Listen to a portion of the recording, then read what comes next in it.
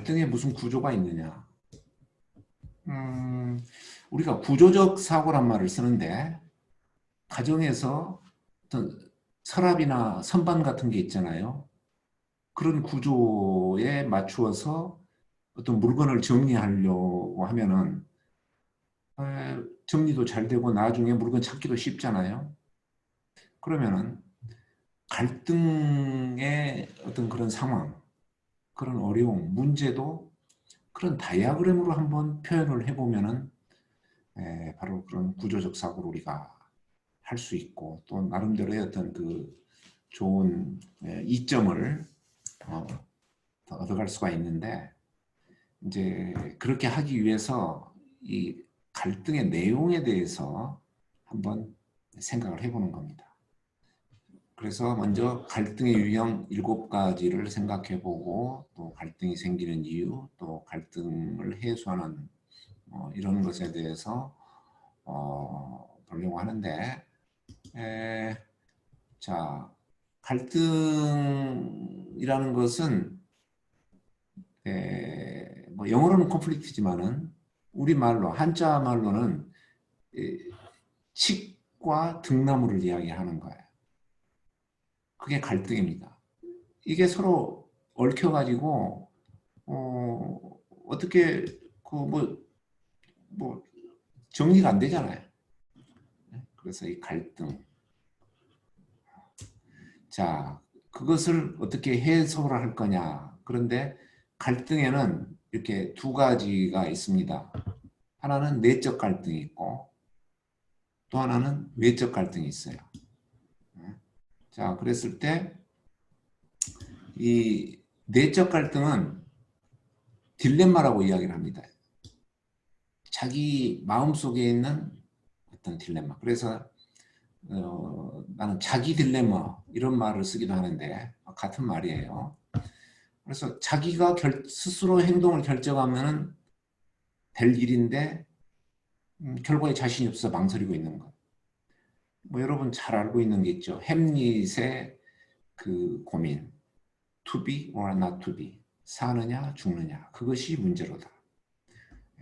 그런 것을 우리가 내적 갈등이라고. 외적 갈등은 상대방과 의견이 대립되는 것.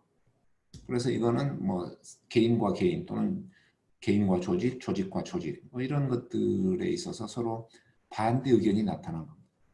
그래서 다른 쪽 의견은 자신에게 불리하다고 생각이 돼서 선뜻 그 말을 받아들이지 않는 거예요. 그래서 갈등의 유형을 한번 내가 7가지로 쭉 조사를 해봤는데 이거 하나씩 얼른 빠른 시간 안에 살펴보겠습니다. 여기 쭉 개인의 자기 딜레마, 아까 내적 딜레마라고 그랬죠. 뭐 이런 거예요. C군이 아르바이트로 생활비를 벌고 있는데 토요일 근무해야 되는데 친한 친구 결혼식이 있어요. 그래서 결혼식장에 가야 되느냐 아니면은 아르바이트 근무를 해야 되느냐 이 양자 간의 선택의 갈등, 그 딜레마가 있는 거예요. 자기 딜레마입니다. 자기가 결정하면 되는데 결정을 못하고 있어요. 그 다음에 또 타인과 의견 대립이 있습니다. 휴가철에 남편이 가족을 데리고 호수가 많은 지방에 가서 쉬고 싶어요. 근데 부인은 친정의 그 어머니를 문병하고 싶어 해요. 그래서 이 남편과 아내가 서로 의견 대립을 하고 있습니다. 캠핑 낚시를 가자. 친정에 가자. 이게 이제 타인과 의견 대립입니다. 자, 또 어떤 협상의 상황도 하나의 갈등의 모습으로 나타납니다. 이거는 지금 그 집주인과 또 이렇게 집에 들어 사는 세입자 간의 대립인데 그 내용이 지금 이렇게 여러 가지로 적혀 있습니다. 이것은 내가 그 협상 관련 서적에서 발췌한 건데 재미있어요. 이게 제 세입자의 이야기입니다. 지금의 임대료도 너무 비싸다. 근데 집주인은 나는 오랫동안 임대료를 올리지 않았다. 또 아파트를 새로 칠해달라고 해야 되겠다. 그런데 주인은 그동안 내 아파트에 너무 많은 흠집을 내놓았다. 세입자가. 또 나 같은 젊은이가 비싼 집세를 낼 능력이 없다. 이렇게 생각하는데 집주인은 젊은 사람들은 시끄럽고 집도 거치게 사용한다. 그러니까 집세를 오히려 더 받아야 된다. 뭐 이렇게 생각을 한다는 거예요. 또 주인이 달라고 할 때마다 꼬박꼬박 미루지 않고 집세를 냈다. 집세를 달라고 해야 주지 한 번도 미리 챙겨준 적이 없다. 자, 상황은 똑같은 상황인데 뉘앙스가 다르죠. 꼬박꼬박 미루지 않고 집세를 냈다고 하는데 달라고 해야 주었다. 이렇게 본다 이 말. 자, 그래서 사람마다 서로 그런 똑같은 상황에서 다른 입장으로 다른 이야기를 할 수가 있습니다. 그런데 또 한편으로는 서로 아쉬운 점이 있어요. 세입자는 오랫동안 살 집이 필요한 거고 또 집주인도 안정적인 세입자를 구해야 될 필요가 있는 거예요. 자, 그래서 서로 불평도 하지만 또 서로 아쉬운 점도 있는 거. 이게 바로 협상의 상황입니다. 그랬을 때 어떻게 하면은 원만하게 서로 다 불만이 없도록 문제를 해결하느냐. 그게 협상인데 그게 바로 이런 갈등의 모습으로 문제가 나타나고 그 갈등을 해소하는 것이 협상을 잘 이끌어내는 과정에 해당이 된다 하는 이야기예요. 사실 이 갈등 해소와 협상의 상황은 굉장히 유사합니다. 그래서 여러분이 이 구름으로 갈등 해소의 방법을 잘 배워두면은 그런 협상의 상황에서 좋은 결과를 가져올 수도 있습니다. 또 기술적인 모순도 이런 갈등의 상황으로 우리가 파악할 수 있습니다. 금속 부품을 니켈 용액에 담가서 도금을 하는데 니켈 용액을 가열하면 도금의 생산성이 좋아집니다. 근데 가열한 용액 농도를 변화시켜 도금된 것을 분해시켜 볼 수가 있습니다. 그러니까 온도를 높이면 생산성은 좋아지는데 가열을 하면 근데 또 이게 농도를 변화시켜서 기껏 도금된 게 또 분해돼 버릴 수도 있다. 그러면은 온도를 어떻게 맞춰가야 되느냐? 모순이죠. 그래서 이런 기술적 모순을 해결하는 것. 이것도 일종의 갈등입니다. 또 발등의 불극이라는 그런 상황이 있는데 이건 책임과 권한의 불일치입니다. 그래서 자 여러분이 언뜻 이해하기는 어려울 수도 있는데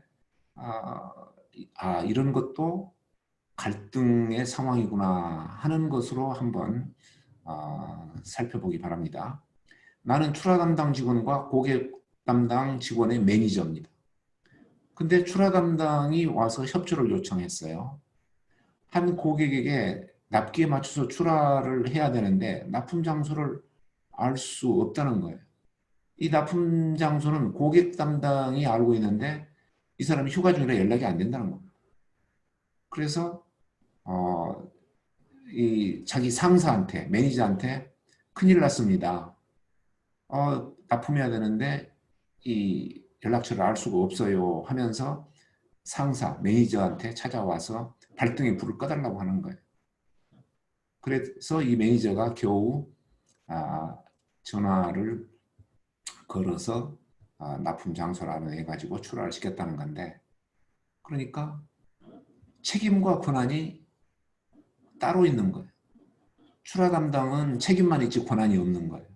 그랬을 때는 이런 급한 불이 자주 발생한다는 거고 그러한 급한 불을 끄는 것도 일종의 이런 갈등의 상황으로 표현이 될 수 있다 하는 겁니다. 그런 정도 여러분이 한번 갈등의 상황에 이런 것도 있구나 하는 정도로만 이해를 해두기 바랍니다.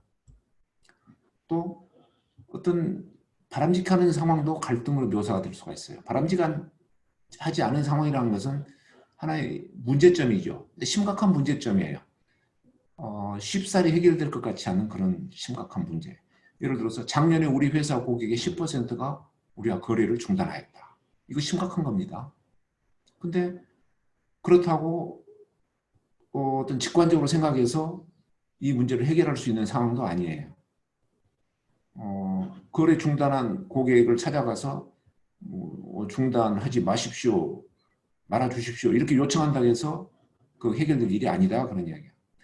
그러면 이거를 이제 풀어가려면은 이거를 이렇게 뭔가의 갈등으로 묘사를 해놓으면은 그걸 풀어가기가 쉽다. 그런 이야기인데, 고객이 거래를 중단한 그런 상황이 어떻게 발생했느냐, 그거를 들여다보면서 이런 나름대로의 갈등의 상황으로 묘사를 해두면은 이런 심각한 문제를 해결하는 데 도움이 된다는 거예요.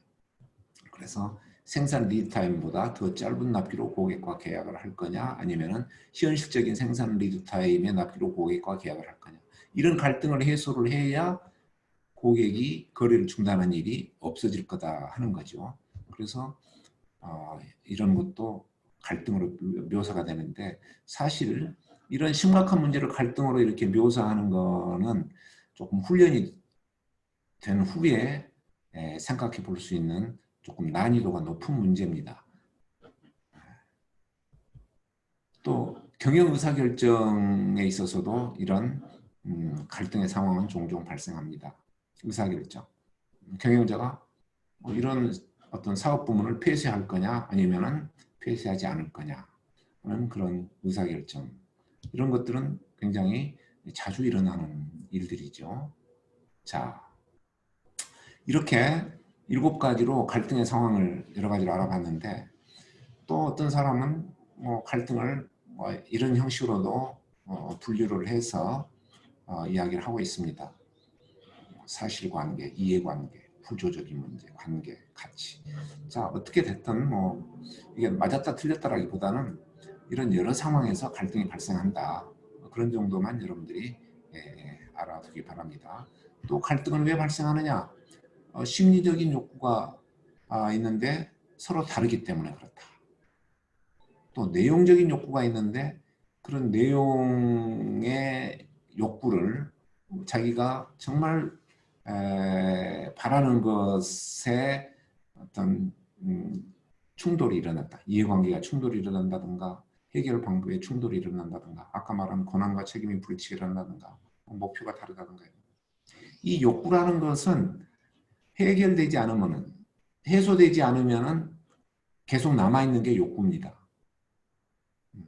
그래서 갈증 또는 식욕, 뒤에 무슨 욕자가 붙잖아요. 그거는 해소될 때까지 계속 뭐라고 그럽니까? 버틴다고 그래야 됩니까? 그걸 추구하는 게 그게 욕구예요. 그러니까 우리가 이런 채워지지 않는 욕구가 있을 때에 갈등이 발생한다. 이렇게 봐도 좋겠습니다. 또 한 가지 특징은 갈등이 왜 발생하느냐? 중요한 것 중에 하나는 이 공통의 목표가 있기 때문에 갈등이 발생한다. 이런 점이에요. 사실 서로 추구하는 바가 공통적인 게 있기 때문에 계속 의견을 조율을 해서 맞추려고 한다. 아까 세입자와 집주인의 관계에서도 서로 아쉬운 게 있다 그 말이에요. 그러니까 의견 충돌이 일어나는 거예요. 또 여러분하고는 상관이 없겠지만 부부싸움을 왜 하느냐? 부부가 같이 계속 생활을 하려고 하니까, 같이 살려고 하니까 다투는 거예요. 여러분들이 이성 친구 간에 다툰다. 그것도 계속 사귀려고 하니까 다투는 거예요. 그런 공통의 목표가 있기 때문에 다툼이 일어나는 거예요. 역으로 말하면은 우리가 그런 공통의 목표를 같이 달성하면 좋은 일이잖아요. 그러니까 갈등이 있다는 것, 다툼이 있다는 건 공통의 목표가 있다는 것을 증명하는 것이고, 그러면은 갈등을 해소하면은 갈등이 있을 때보다 더 나은 상황이 될 수도 있는 거예요. 공통의 목표를 확인하고 그것을 달성할 수 있는 길을 찾아내는 거기 때문에 갈등을 해소할 수만 있다면은 갈등이 없는 것보다 갈등이 있는 게 더 좋을 수도 있다. 그런 이야기죠. 약간 좀 억지입니까, 여러분? 억지라고 생각하지 말고 갈등, 문제는 항상 발생할 수 있다 하는 거죠. 그러면은 그것이 발생하는 것을 문제 삼지 말고 해결할 수 없다는 걸, 해결하지 않았다는 것을 문제 삼고 해결 쪽에 초점을 맞추면은 우리는 더 나은 쪽으로 나갈 수 있다. 이제 그런 이야기입니다. 그래서 갈등 해소는 대단히 가치 있는 일이다. 그런 이야기죠. 그래서 어떤 경우에는 여러 가지로 뭐 갈등 해소를 이야기합니다. 뭐 줄다리기, 강요, 포기, 회피, 타협 이런 이야기 하는데 그러나 우리는 더 나은 방법으로 갈등을 해소하는 방법을 찾아야 되는데 그 나은 방법이 뭐냐? 많은 사람들은 또 뭐 이렇게 이야기를 해요. 공정해야 된다. 효율, 안정, 창의, 함축 관계. 근데 사실 쉽지 않은 내용입니다. 어렵습니다. 몇 가지입니까? 이 6가지를 다 지켜가면서 6가지 원칙을 지켜가면서 갈등을 해소한다는 것은 쉽지 않은 이야기예요. 아무튼 뭐 또 생각을 해볼 수는 있는데 근데 여기서 내가 제시하려고 하는 것 또 다른 사람이 제시한 것 중에 내가 정말 더 낫다고 생각하는 것은 윈윈 솔루션을 찾아가는 거예요. 여러분 많이 들어봤죠? 윈윈 솔루션. 자, 윈윈 솔루션이라는 게 뭐냐? 자꾸 윈윈 솔루션. 그거는 이렇게 공통의 목표를 향해서 타협보다는 타개책을 찾는 것. 이게 윈윈 솔루션이에요. 그러니까 서로 좋은 건데 서로 좋다는 이야기는 타개책이다 그 말이에요. 타협이라는 것이 타개하고는 다른데 나중에 이 이야기를 좀 더 자세히 이야기를 하겠습니다. 자, 우리가 지금 하나 알아둘 것은 타협이 아니라 타개다. 우리말로 해서 그 차이를 우리가 알아보려고 합니다. 그래서 우리는 윈 루스나 루스 윈은 결국 루스 루스가 되기 때문에 처음부터 우리는 윈 윈으로 가야 됩니다. 만약에 그렇게 가지 않으면은 그거는 타겟책이 될 수도 있고 뭔가가 해결이 되는 것 같지만은 결국은 한 편이 이기면은 나는 좋고 상대방은 뭐 좋지 않아도 된다 해서 내가 이길 것 같지만은 결국은 자기도 위너가 아니라 루서가 된다는 이야기죠. 자, 그런 관점에서 우리가 이 갈등을 해소하는 노력을 해야 된다고 봅니다.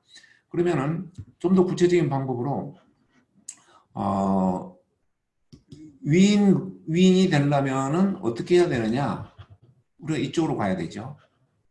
그러려면은 두 가지가 있어야 됩니다. 하나는 용기고 하나는 배려예요. 용기는 자기 스스로 갖는 용기입니다. 뭐예요? 자기 스스로 자기의 의견을 명확하게 제시할 수 있는 용기가 있어야 돼요. 그게 용기입니다. courage. 그 다음에 또 하나는 배려인데 상대방을 배려해서 상대방의 이야기를 경청할 수 있는 그런 여유가 있어야 돼요. 또는 마음의 어떤 그 배려가 있어야 돼요. 그랬을 때 윈윈이 발생합니다. 자기 의견이 없이 상대방만 배려하는 것은 뭘까요? 자기 의견은 없어요. 상대방만 배려. 그거는 상대방은 윈이고 나는 루스가 될 수 있는데 이거는 결국 아까 말한 대로 뭐가 돼요? 루스가 되는 거예요. 상대방도 결코 그것이 좋지 않은 상황이 될 수 있어요. 또 내 의견만 내세우고 상대방의 의견을 경청하지 않으면 윈 루스 게임이 될 수 있는데 결국은 루스 루스로 간다. 자, 우리가 이런 관점에서 윈윈을 찾아야 되는데 이 이야기는 스티븐 코비가 했던 이야기입니다. 그러면 우리는 어떻게 하면은 내 의견도 정확하게 찾고 내 의견을 정확하게 표현을 하고 또 상대방의 의견을 경청하면서 상대방의 좋은 생각을 내가 받아들일 것인가. 이제 이 구체적인 방법이 필요합니다. 우리는 그 방법을 이 구름이라는 다이아그램을 통해서 익혀가려고 하는 거예요. 그게 이제 아까 말한 구조적인 사고입니다. 그래서 스티븐 코비가 이야기했던 내용하고 지금 우리가 하려고 하는 내용하고 뭐 거의 같습니다. 지금 여기에 중도, 많은 잔고의 감정은행 계좌, 승승의 사고, 먼저 상대방을 이해하려고 애쓰는 것, 소망의 공유, 이 이야기들이 있는데 이 이야기들이 이런 글씨로 적혀져 있지만은 우리는 이것을 구름이라는 다이아그램으로 이 내용들을 표현을 하고 그래서 더 내가 실제 활용할 수 있는 그런 도구로 만들어 가려고 하는 겁니다. 그래서 자 지금부터 이제 윈윈 솔루션을 찾아가는 일반적인 방법을 더 설명을 하는데 아까도 말했지만은 용기와 배려라고 그랬죠. 그 이야기는 나의 용기, 상대방에 대한 배려, 이 양쪽을 모두 갖추고 있어야 된다는 거. 그게 양쪽 관점이에요. 용기와 배려가 양쪽 관점이에요. 자, 이 그림을 봅시다. 이게 어떤 그림입니까? 어떤 사람은 호리병으로 볼 수 있어요. 이렇게 향을 피우는 어떤 그런 병, 어떤 뭐 호리병이. 근데 어떤 사람은 또 이것을 코를 대고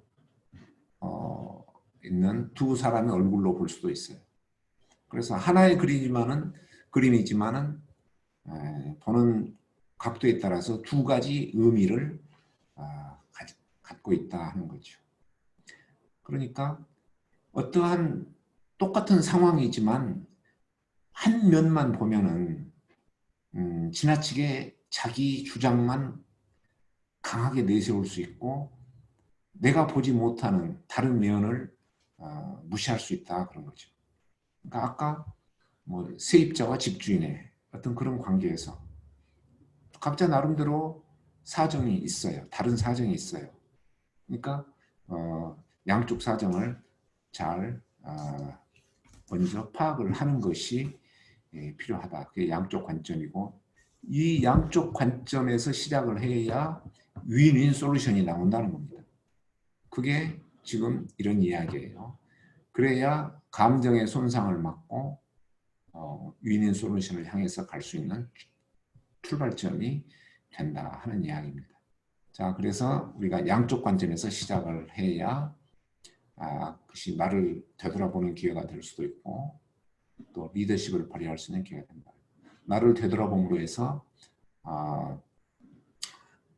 나의 주장 욕구를 더 뚜렷이 드러낼 수가 있고 또 상대방을 존중하는 대등한 입장에서 생각할 때 편향되지 않고 더 객관적이 될 수가 있다.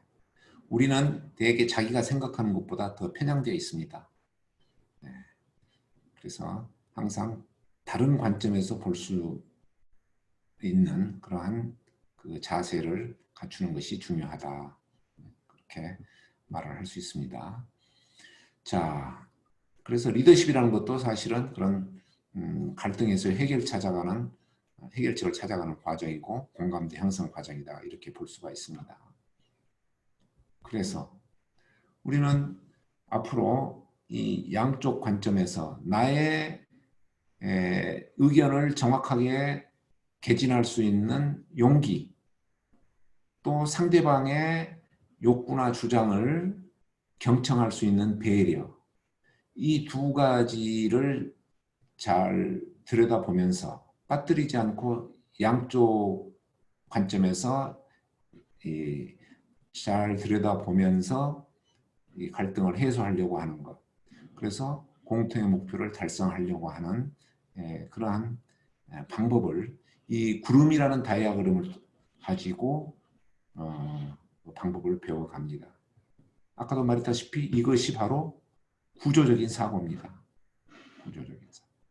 그래서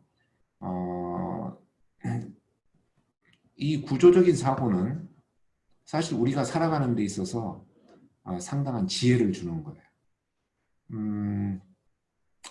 그 지혜가 그냥 책에만 있는 지혜가 아니라 자기가 몸소 체험하고 살아가면서 활용하고 또 그래서 좋은 결과를 만들어낼 수 있는 그런 지혜.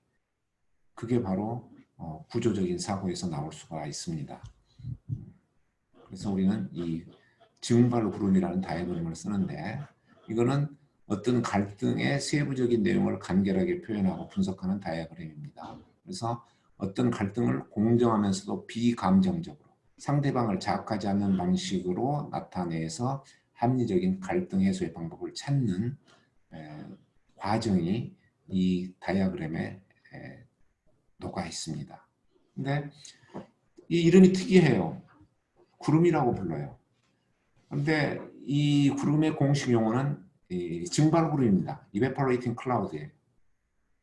근데 이거는 이 다이어그램을 만들어낸 이 골드렛 박사가 미국의 작가 리차드 바흐의 환상이라는 그 책에서 힌트를 얻었다고 합니다.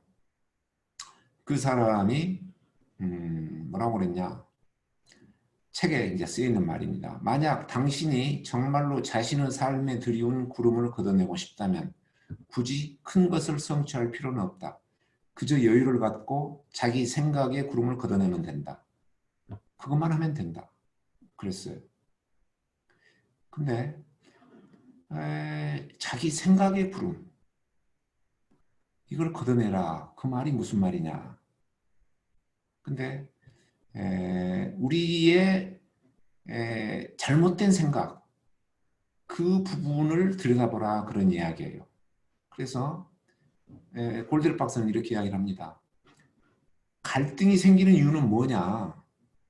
내가 옳다고 믿고 있는 잘못된 가정을 갖고 있기 때문이다. 그렇게 이야기를 해요. 그렇다면 이 내가 옳다고 믿는 잘못된 것 그것을 찾아서 그 부분을 해소를 시키면은 이 갈등의 구름이 사라질 수 있다. 이제 그런 취지입니다. 그래서 자기 생각의 구름, 그거는 내가 옳다고 믿고 있는 잘못된 생각, 이 부분을 한번 찾아보자 그런 이야기예요. 근데 그게 자기 주장도 있어야 돼요. 근데 자기 주장만 생각하는 그게 어떻게 보면 또 잘못된 생각일 수도 있어요. 그래서 양쪽을 생각할 수 있는 그런 배려, 마음의 여유를 가지면서 혹시 내가 미처 생각하지 못한 게 어떤 게 있었는가 이것을 살펴보는 것이 갈등을 해소하는 방법이다. 이렇게 이야기를 하면서 골드렛 박사가 이 구름이란 다이어그램을 만들어냈습니다.